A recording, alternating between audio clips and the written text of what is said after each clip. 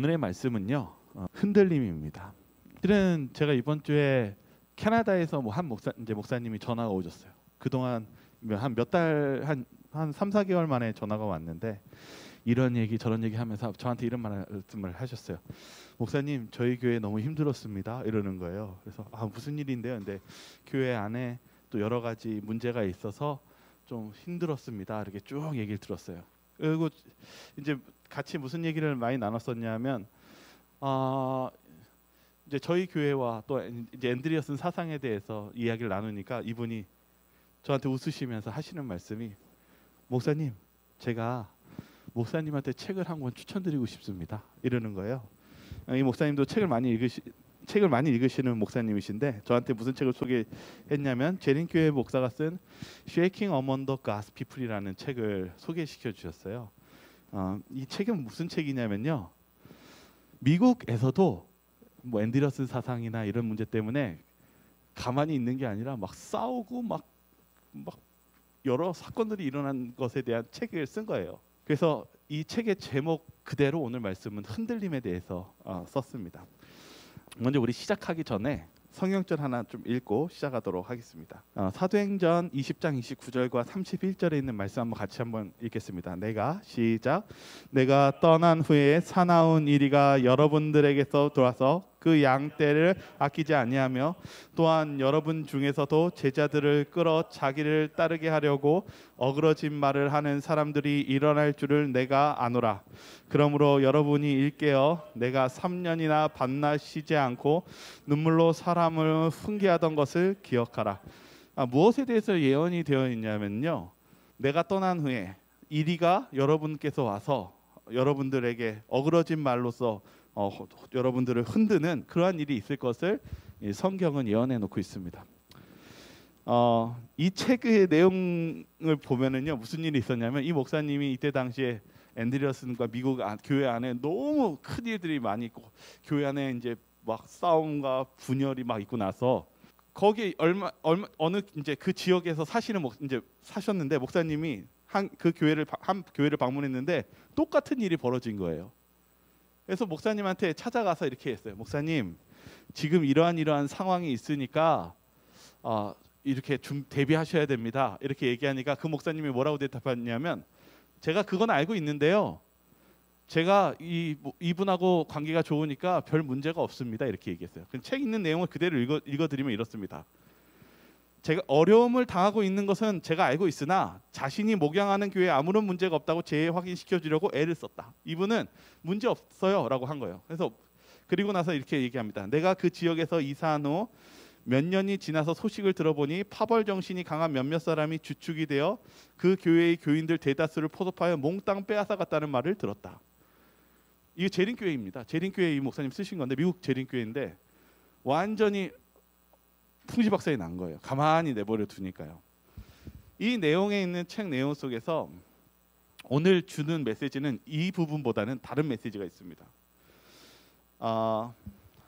하나님께서는요, 우리에게 무슨 교회라고 얘기했냐면 라오디게아 교회라고 말씀하셨어요.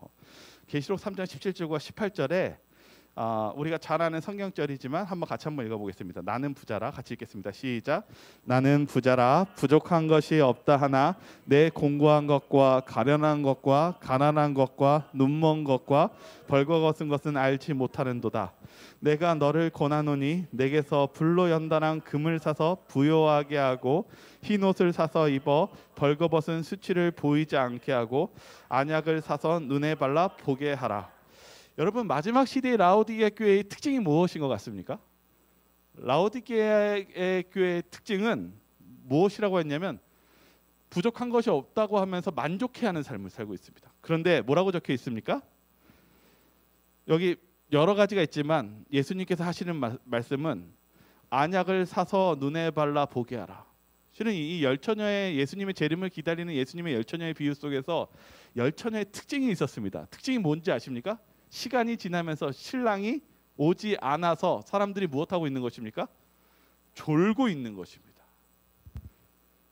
예수님께서는요, 우리 마지막 시대에 무엇 하시기 원하시냐면 깨어 있기를 원하십니다.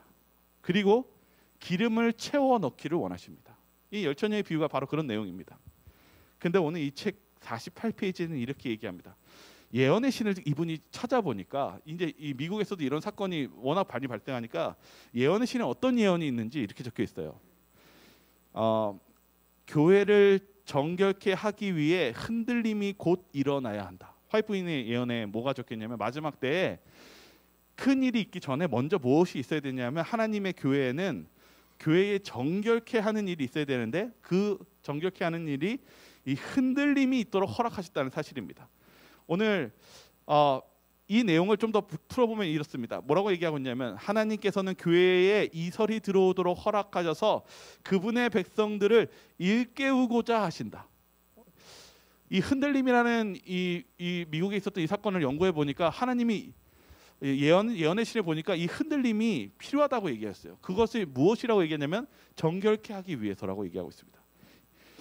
우리에게 있어서 마지막 때에 우리는 더 큰 시련을 만나게 될 것입니다. 무엇인지 아십니까? 우리가 이제 마지막 때에 이 재림이 이제 직면하게 됐을 때 우리가 먹고 사는 문제, 마지막에 생명을 논하는 이 결정할 때 무슨 일이 벌어질지 아십니까? 우리 일요일 휴업령이 내릴 것입니다. 그때에는 우리가 이 하나님의 말씀대로 살 것인지 내가 먹고 사는 문제를 선택할 것인지를 결정해야 되는 큰 위기가 찾아올 것입니다. 그러나 하나님께서는 우리가 이 일이 있기 전에 하나님께서는 우리를 정결케 하시고 훈련시키시기를 원하신다는 사실을 잊지 마시기 바라겠습니다. 여러분 1888년도 우리가 그동안 설교하면서 많이 배웠지만 1888년도는 어떤 사건이었냐면 믿음으로 말미암는 의에 대한 재림교회의 하나님에 대한 진리를 발견하고 참된 하나님의 방향을 찾는 사건이기도 하였으면서 또 반대로는 A.T. 존스와 켈러그 박사가 하나님을 잘 믿다가 이설에 빠지고 그리고 끝내는 재림교회를 떠나는 그러한 사건이 흔들림이 있었던 사건이 1888년도 사건입니다. 아주 큰 흔들림이 있었습니다. 우리에게 있어서 이런 큰 흔들림 속에서도 하나님께서 이것을 허락하시는 이유는 바로 우리가 정결케 되고 그리고 우리에게 준비케 하시기 위한 사건이라고 얘기하고 있습니다. 여기 저자도요. 자신이 처음에 이제 재림교인이 되었을 때 뭐라고 고백하냐면 이때 당시에도 많은 믿음이 연약하고 많은 초신자들을 겨냥해서 이설들이 와서 흔들었대요. 근데 어떻게 그것을 극복했다고 얘기하고 있냐면 자신과 비슷한 한 재림교회 초신자가 뭐라고 했냐면 재림교회는 바벨론이라고 얘기한 거예요. 처음에 이 저자도 뭐라고 생각했냐면 그러면 이 재림교회가 바벨론인가? 이렇게 생각했대요. 그런데 무엇을 보고 깨달았냐면 여기 뭐라고 적혔냐면 목사와 복음교육자에 보내는 권면을 읽기 시작했다. 다행스럽게도 그때 나는 그 책을 읽었는데 그 책의 첫 장의 제목이 교회는 바벨론이 아님이라는 것이었는데 나는 이것을 읽으면서 재림교회가 어떤 교회인지 올바로 이해하지 않은 채 비난하고 책망하는 것은 이 교회를 바벨론이라고 주장하는 마귀가 바라는 결론에 도달하게 될 것이라는 확신을 갖게 되었다. 이분이 언제 마음을 돌이켰어요? 처음에는 옆에 있는 사람이 재림교회가 바벨론이요 라고 하니까 어떻게 보면 좀 실망스러운 것도 보이고 사람들의 모습에서 뭔가 좀 마음에 안 드는 게 있으니까 그렇게 생각했지만 무엇 보고 마음을 돌이키고 변화했습니까?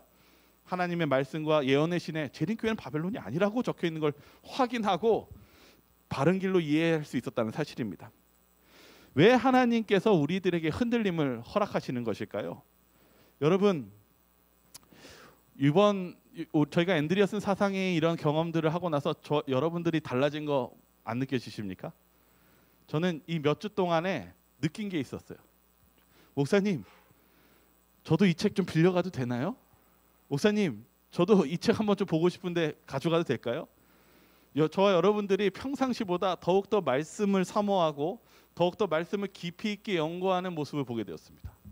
하나님께서는 우리가 졸고 있고 신앙적으로 나태해졌을 때 주님은 우리를 깨울 수 있는 기회로서 흔들림을 허락하신다는 사실입니다. 여기 뭐라고 적혀 있냐면요. 여기 95페이지에 엘렌 화이트 각시대 대등치에 오직 성경을 부지런히 연구하고 진리에 대한 사랑을 받아들인 자들만이 온 세계를 사로잡는 그 강력한 미혹에서 보호받게 될 것이다. 우리가 이 마지막 시대의 흔들림의 시대에 살고 있습니다. 이설과 여러 가지 흔들림 속에서 우리를 보호할 수 있는 것은 무엇할 때요?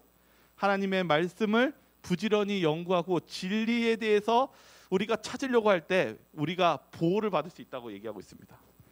여기 뭐라고 적혀 있냐면 또한 이 각시대 대쟁투에 오늘날 하나님의 백성들은 감정적 증거에 의하여 흔들리지 않을 만큼 하나님 말씀 위에 굳게 서 있는가?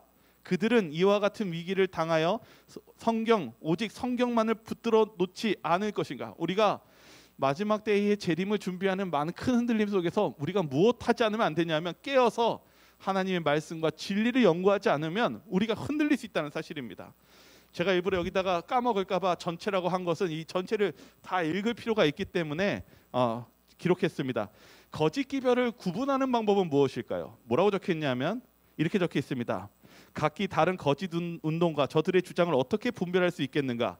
우리 주님께서 하신 동일한 방법으로 할 수 있을 것이다. 기록되었으되라는 분명한 말씀을 굳게 붙잡으라. 그대의 논쟁은 오직 성경 말씀을 근거로 할 것이어야 한다. 여러분, 성경과 일치하지 않으면 그건 이설입니다.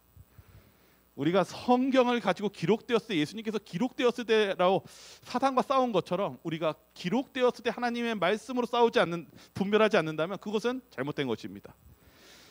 모세가요 1세대들이 이 출애굽을 실패했어요. 그런데 모세가 그가 이 신명기에 그의 이스라엘 백성들에게 2세대들에게 설교한 게 있어요. 그가 실패했지만 뭐라고 이 2세대들에게 새로운 세대들에게 설교를 했냐면 어떻게 살라고 했냐면 하나님 말씀대로 살아야 된다고 얘기했습니다. 모세가 뭐라고 얘기했냐면 내 말도 아니고 저 말도 아니라 오직 성경에 있는 하나님의 말씀대로 순종해야만 어디에 갈 수 있다고요? 가나안 땅에 갈 수 있다고. 이 세대들은 하나님 말씀대로 순종했을 때 그 가나안 땅에 도착할 수 있습니다.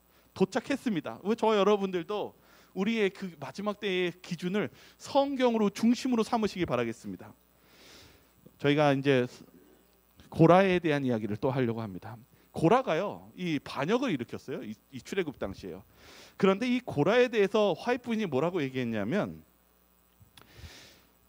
제가 그냥 읽어드리겠습니다. 고라와 고라에 추종하는 자들이 모세의 아론에 대항함으로 하나님께 반역한 것이라는 것을 기록해 둔 것은 특별히 지상 역사의 마지막에 살게 될 하나님의 백성들을 위한 경고로 기록한 것이다. 그러니까 고라의 사건은 누구를 위해서 기록된 것이냐면 마지막 때를 위한 저와 여러분들을 위해서 기록한 것이라는 것입니다. 이 고라가 어떤 문제가 있었을까요? 이 부분에 대해서 뭐라고 얘기했냐면 고라의 반역에는 사단이 하늘에서 반역을 지도한 것과 같은 정신이 움직임이 좁은 무대 위에서 보인다. 그러니까 고라의 정신은 곧 누구의 정신과 같다라는 거예요? 사단의 정신과 같대요. 여기 좀 뭐라고 구체적으로 적혔냐면 루스벨로 하여금 하나님의 정치에 대하여 불평하게 하고 하나님에 대해서 불평하고 그리고 하늘에 확립되어 있던 질서를 전복하게 한 것은 그의 무슨 정신으로 시작됐다고 적혀있냐면 교만과 야망이었다. 여러분 고라의 정신이 무엇이었냐면 너만 하나님의 지도자냐 나도 하나님의 지도자라고 싸웠는데 그 정신이 뭐냐면 교만과 야망의 정신이었고 이것이 무엇이라고 구체적으로 적혀있냐면 밑에 보시면 모든 증거에 반대되는 거짓을 계속적으로 되풀이함으로 반복하는 것입니다. 어떻게 고라가 했냐면 성경과 일치되지 않는데 반복 교육을 시킨 거예요. 또 듣고 또 가르치고 또 가르쳐서 마침내 저들은 그것을 진리인 것처럼 믿게 했다. 고라가 한 행동들이 바로 이러한 정신이었습니다. 제가 왜 이 이야기를 하냐면 제가 이번 한 달 동안에 그 강의를 계속 들은데 그 첫 서문이 어떤 내용이냐면 이제부터 제가 이 얘기하는 것은 가장 심혈을 기울이는 내용입니다. 3번, 4번씩 반복하여 들으시기 바랍니다. 하면서 이 20강이 되는 내용이 이제 시작됩니다. 성경적이지 않은 것을 반복하셔서 듣게 되면은 이 무엇이 되냐면 그것이 마침내 진리인 것처럼 이 머릿속에 인식이 됩니다. 마지막 때에 고라에 대해서 경고하고 마지막 백성들을 경고하는 이유는 바로 이 고라의 이런 교만과 야망을 하나님의 말씀을 왜곡하고 하는 이 일들이 마지막 때에도 일어날 것이라고 설명하고 있기 때문입니다.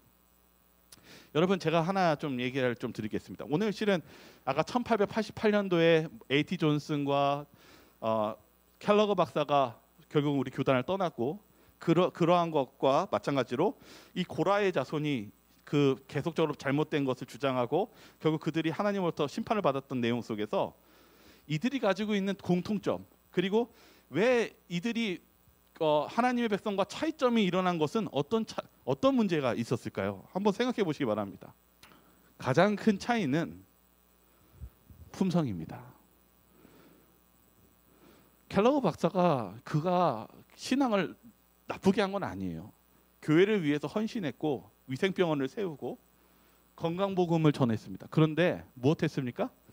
결국 그 안에 교만심과 야망을 통해서 하나님의 순수한 복음을 왜곡했고, 그리고 그것을 받아들이지 않았을 때 결국 그는 재림교회 안에서 결국은 떠날 수밖에 없고 그렇게 될 수밖에 없었습니다. 고라도 어떻습니까? 고라도 하나님의 진실이 일하는 하나님의 일꾼이었습니다. 그런데 그 고라가 무엇했습니까?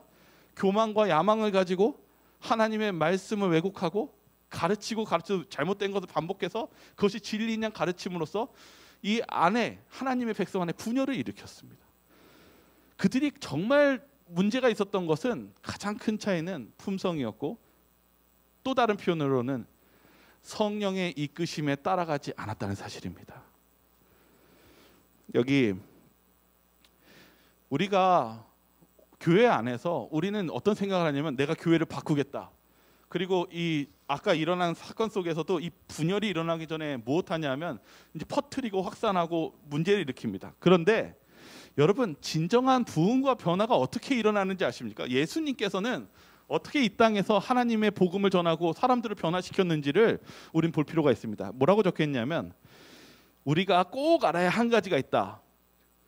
혹시 우리들은 교회 전체가 부흥되기를 바라고 있는가? 혹시 여러분들 안에는 내가 오늘 이 교회를 다 바꿔버리겠다 이런 생각 가지신 분이 있습니까? 근데 제가 정말 실망스러운 말 한마디 해주겠습니다. 여러분 중에 교회를 바꾸려고 하시고 교회를 여러분께서 바꾸실 수 있다는 생각 실은 내려놓으시기 바랍니다. 뭐라고 적혀있냐, 화이트부인은 그러한 때는 결코 오지 않을 것이다.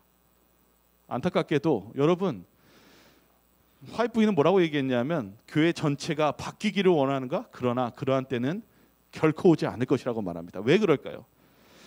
개혁에는, 변화에는 세 가지가 있습니다. 개인적 개혁과 가정의 개혁, 그리고 교회의 개혁이 있습니다. 이걸 왜 얘기하는지 또 보겠습니다. 여기 화이트부인이 뭐라고 말했냐면 하나님께서는 저 자신과 저들의 가정이 먼저 개혁하지 아니하면서 교회를 향해 개혁의 기별을 전하려 하는 자들을 신뢰할 수 없으시다. 참된 개혁은 심령을 정결케 하는 데서 시작된다. 여러분, 변화는요, 여러분 아무리 어떤 말을 전하려고 해도 뭐가 정말 중요하냐면 여러분이 변화돼야 됩니다. 내 자신의 품성과 내 자신이 하나님의 품성을 나타내야 됩니다. 여기 좀만 더 보겠습니다. 모든 감정과 정욕을 그대 자신의 이성과 양심의 지배를 받도록 잠잠히 조절하여야 한다. 그렇게 되면 왜 정결이 중요하냐면 사단은 그대의 마음을 지배할 힘을 잃게 된다. 왜 우리가 내 자신부터가, 그리고 내 품성이, 그리고 내 자신이 십자가에 못 박혀야 되는 이유는 뭐냐면 내가 참된 개혁이 일어났었을 때 누가 우리의 마음을 지배할 수 없게 되는 것입니까? 사단이 우리 마음을 지배할 힘을 잃어버리게 되기 때문입니다. 여기 좀만 더 읽도록 하겠습니다. 그런가 하면 그대 자신의 양심이 고결함을 잃어버리면 그대의 영혼의 광장은 사단의 전쟁터가 된다. 그대의 힘을 마비시키는 의심과 두려움은 그대를 좌절케 한다. 여러분이 하나님께 여러분의 마음을 드리지 않고 여러분의 품성이 하나님으로부터 연단받지 않으면 여러분 마음이 누구의 전쟁터가 돼요? 사단이 들쑤시는 전쟁터가 된다는 사실입니다. 마음속에 진정한 싸움터가 있다는 것을 깨달을 수 없는가? 여기에서 개혁이 시작되고 맞춰져야 한다. 참된 개혁자는 그의 양심을 깨끗이 하고 정결케 하는 일을 먼저 한다. 위선자는 저들의 양심을 범하고 살면서 다른 사람의 생애를 변화시키려고 한다. 이게 무슨 뜻이냐면 바꾸려고 하는 사람은 내 자신보다 다른 사람의 흠만 본다는 것입니다. 다른 사람을 공격하고 다른 사람을 정죄하고, 진정한 변화는 내 자신의 품성과 하나님께 연단하는 그 과정 속에서 참된 개혁이 일어난다는 사실입니다. 진정으로 저와 여러분들이 오늘 말씀 속에서 변화되길 원하신다면 오늘 이 화이트 부인은 이렇게 얘기하고 있습니다. 우리 가운데 교회가 해야 된다는 부담을 가지고 있는 사람이 있다면 지금이 모든 가정에서 재림 신도의 가정과 세자녀 지도법이라고 하는 책을 배포하여 읽게 하여야 할 때이다. 성령의 가마 아래 우리가 이 일을 하게 되면 교회에 미치는 아름다운 가마를 막을 길이 없을 것이다. 여러분, 진정을 변화하고 싶다면 예수님께서 여러분의 신앙 속에서 깨우시고 그리고 정결케 하신 일이 무엇이냐면, 저 여러분들이 마음속에서 뭔가 진리를 찾고 싶고 무엇인지 알고 싶어하는 그때에 그것 하나님의 말씀을 읽고 받아들였을 때 무슨 일이 일어나냐면, 개개인적으로 성령의 여러분의 영적인 변화가 일어날 때 거기에 개혁이 먼저 일어난다는 사실입니다. 여기 뭐라고 적혀있냐면, 교회의 분란만 일으키고 분파만 일으키게 될 것이다. 개혁자들이 저들의 힘으로 개혁하고자 노력하고 있는 동안 이스라엘 하나님은 저들의 가정에서 개혁의 기초가 되는 초보적인 것들을 가르치기까지 인내하시면서 기다릴 것이다. 여러분, 변화는요 여러분 순식간에 짜잔하고 생기는 것이 아니라 여러분의 마음속에 하나님을 만나고 모시면서 변화되었을 때 거기에 개혁이 일어나고 그것이 참된 변화가 일어난다고 얘기하고 있습니다. 여기 좀만 보시죠. 그대가 교회에서 어떤 일들을 고치고자 개혁하고자 하는가? 교회의 회중을 개혁하고자 하는 일의 성패의 여부는 그대 자신과 그대 자신의 가정에서 개혁의 성공 여부에 달려있다. 여러분, 정말 교회를 바꾸고 싶다면 여러분의 삶을 개혁하시고 여러분의 가정이 개혁에 성공한다면 그때의 성공 여부가 거기에 달려있다고 얘기하고 있습니다. 그대의 가정에서 개혁이 먼저 이루기 위해 노력하라. 하나님께서 도와주시고 지도해 주시도록 기도하라. 그리하여 그대의 생애에서 기적을 체험할 때 그리스도의 몸된 교회 교인들에게 적극적인 증언의 말씀을 나누어 줄 수 있을 것이다. 그대의 말을 듣는 사람들이 관심을 기울이고 그대의 모본을 따르는 자가 많아질 것이다. 이렇게 함으로 우리 앞에 있는 교회를 크게 체질하기 위해 다가오는 흔들림을 위해 그대 자신은 물론 교회로 준비하도록 할 수 있을 것이다. 여러분, 이런 위기의 순간에 무엇이 사람들을 변화시키는 걸까요? 그것은 하나님의 말씀대로 살아온 그 삶을 다른 사람들에게 볼 수 있게 해주는 것입니다. 우리가 어떤 진리 속에 살아갔을 때 그 진리대로 살아감 속에서 하나님께서 변화시켜 주시는 그 성화를 보여주는 것, 그것이 하나님의 진리를 체험하게 하는 것이고 그것이 하나님의 말씀의 개혁을 일으키는 정신임을 저와 여러분들 잊지 마시기 바랍니다. 오늘 말씀의 결론은 이것입니다. 오늘 우리의 삶 속에 무엇이 빠져 있냐면 예수님이 빠져 있을 때가 많이 있습니다. 아까 이 켈러거 박사나 A.T. 존슨이나 그리고 지금 있었던 이 고라의 자손 안에는 뭐가 빠져 있었냐면 바로 하나님께서 함께 하심이 빠져 있고 이 자아와 내 교만심이 있었을 때 주님이 계시지 않았다는 사실입니다. 오늘 저희들의 삶 속에 무엇이 꼭 있어야 될까요? 바로 예수 그리스도가 저와 여러분들에게 함께 있어야 됩니다. 매일의 삶 속에 예수님을 만나시고 예수님을 의지하시기 바랍니다.